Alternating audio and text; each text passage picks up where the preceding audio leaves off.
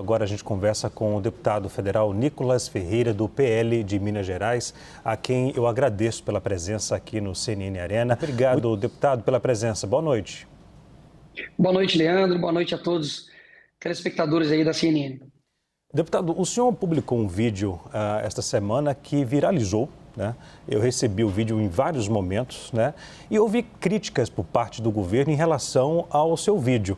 Como é que o senhor explica essa crítica aí? Como é que o senhor recebeu as críticas do governo federal e depois a decisão de revogar a medida? Pelo visto, o governo do PT tem muita dificuldade em lidar com a verdade. Afinal de contas, eu inclusive no vídeo falo que o Pix não será taxado, mas não duvido que possa ser, e mostrei um histórico disso.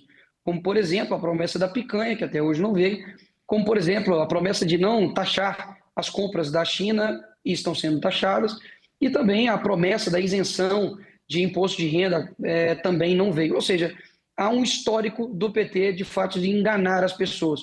O vídeo ultrapassou 220 milhões de visualizações. Isso é muito mais do que um número, Leandro. Isso é uma demonstração fática de que as pessoas estão indignadas com um Estado que só toma dinheiro e não devolve isso para a população em formato de segurança, de saúde, de educação. Pelo contrário, tem aumentado os gastos da presidência, batido recorde, tem feito festas com dinheiro público, como a gente já fez, e principalmente sendo irresponsável com o dinheiro do contribuinte. E por isso que viralizou, porque é verdadeiro. Agora, deputado, autoridades falam que devem abrir um inquérito para poder investigar parlamentares que divulgaram fake news. As autoridades não citam os nomes dos parlamentares. O senhor acredita que pode ser investigado?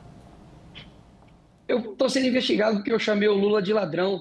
Ou seja, inquérito por inquérito, abrir mais um para mim é entrar na fila. Afinal de contas, se você é honesto aqui nesse país, a chance de você ser perseguido é gigantesca.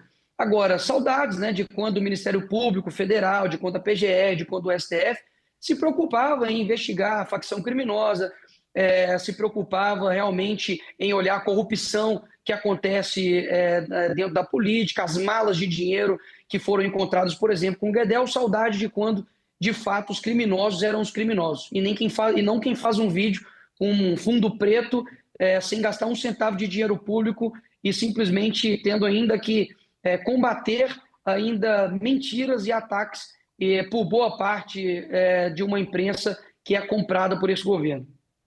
Deputado, o senhor apresentou, se não me falha a memória, o senhor e mais outros 2 parlamentares apresentaram um projeto de lei, é isso? E também uma ação do Supremo Tribunal Federal sobre o caso da Receita? Nós estamos elaborando uma ação de controle de constitucionalidade juntamente ao PL Nacional. É uma peça elaborada, mas, visto a revogação, de fato, não perde-se o mérito, né, nesse sentido. Tínhamos também outras PECs, inclusive uma outra PEC, né, que abrange também a questão do Drex, que há um intuito, sim, né, pelo que a gente está vendo, de algumas pessoas já acabarem, né, com o papel moeda físico.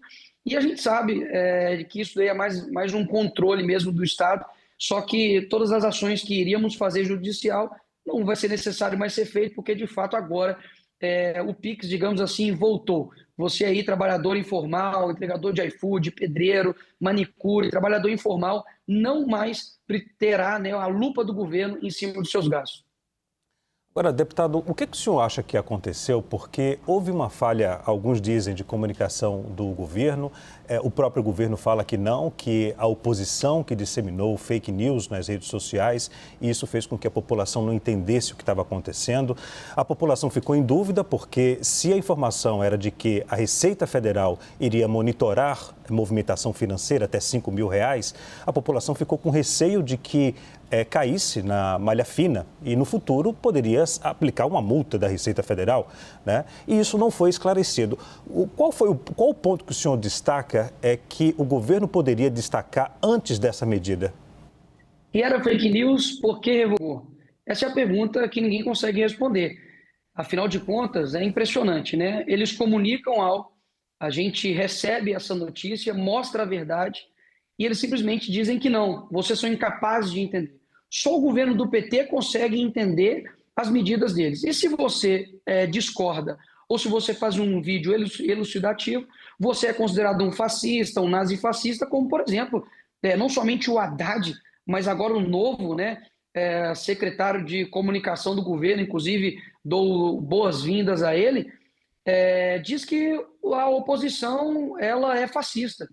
E todo aquele, né, que inclusive está a favor disso ou divulga essas informações também é. Ou seja, se você discorda de mim, você se torna um inimigo. Eu sou o contrário. Eu acredito que a gente precisa concordar em discordar.